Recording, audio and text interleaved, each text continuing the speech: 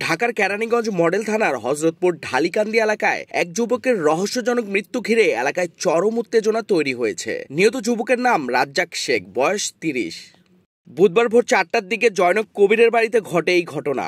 কেরানীগঞ্জ সার্কেলের দায়িত্বে থাকা অতিরিক্ত পুলিশ সুপার মোহাম্মদ জাহাঙ্গীর আলম জানান, সকাল ৯টার দিকে ঘটনাস্থল থেকে রাজ্জাকের মরদেহ উদ্ধার করে মিটফোর্ড হাসপাতালের মর্গে পাঠানো হয়েছে। পুলিশ ঘটনাস্থল থেকে আলামিন ও কবির নামে দুজনকে জিজ্ঞাসাবাদের জন্য আটক করেছে। আটক কবিরের দাবি, ভোর রাতে রাজ্জাক চুরির উদ্দেশ্যে তার বাড়িতে প্রবেশ করলে তারা তাকে আটক করেন। পরে সকালে স্থানীয়রা গণপিটুনি দিলে ঘটনাস্থলেই তার মৃত্যু হয়। তবে নিহতদের পরিবার সম্পূর্ণ ভিন্ন দাবি করেছে। রাজ্জাকের বাবা রবিউল শেখ বলেন, তার ছেলে বিএনপি কর্মী ছিল। গত সোমবার সাবেক প্রধানমন্ত্রী শেখ হাসিনার মৃত্যুদণ্ডের আদেশ ঘোষণার পর রাজ্জাক এলাকায় মিষ্টি বিতরণ করছিলেন। আর সেই অপরাধেই আওয়ামী লীগ কর্মী আলামিন, কবির সহ ১০ থেকে ১২ জন পরিকল্পিতভাবে তার ছেলেকে পিটিয়ে হত্যা করেছে। পরিবারের অভিযোগ, রাজ্জাককে হাত পা বেঁধে নির্যাতন করা হয় এবং পরে তাকে পিটিয়ে হত্যা করা হয়।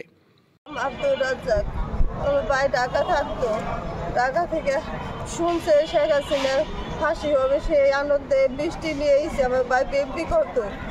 মিষ্টি আইনে এলাকার মানুষের কিছু মানুষে খাওয়াইছে, সেই কারণে আমার বাইরে আওয়ামী লীগের ছেলেরা আওলামিন রাইতে বেড়াইতে তুলে আইনে বাইরে বলাইছে, হাত বাঁধছে, ঘরে আটকে, পাও বাঁধছে, মুখ বাঁধছে, বাঁধতে একবারে শেষ করে দিয়েছে। আমার বাইরে মায়েরা আমার বাইরে ভেন্টে নিচে ইন্ডে মারছে, তার বাঁধতে কয় তার বাপে কি করবো তুই কথা কইছে। আমরা নিরহ মানুষ, আমরা বিচার চাই, ফাঁসি চাই। এ ঘটনায় কেরানীগঞ্জ মডেল থানায় একটি মামলা প্রক্রিয়াধীন রয়েছে। পুলিশ বলছে, দুই পক্ষের দাবি খতিয়ে দেখা হচ্ছে, সব দিক থেকেই তদন্ত চলছে। ঘটনাটি রাজনৈতিক প্রতিহিংসা নাকি সত্যি চুরির সন্দেহে গণপিটুনি, তদন্ত শেষেই পরিষ্কার হবে।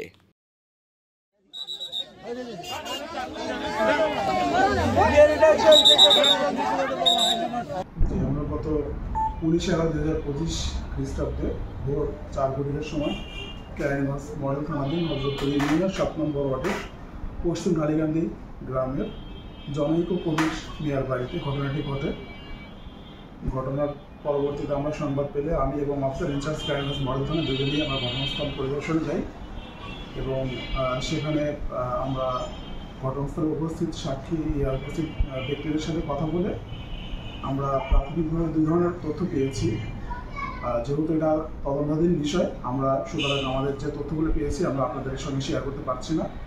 আমরা তদন্ত শেষ করে কী কারণে কারা এই হত্যাকাণ্ডটি ঘটিয়েছে সে বিষয়ে আমরা পরে আপনাদেরকে বলতে পারবো।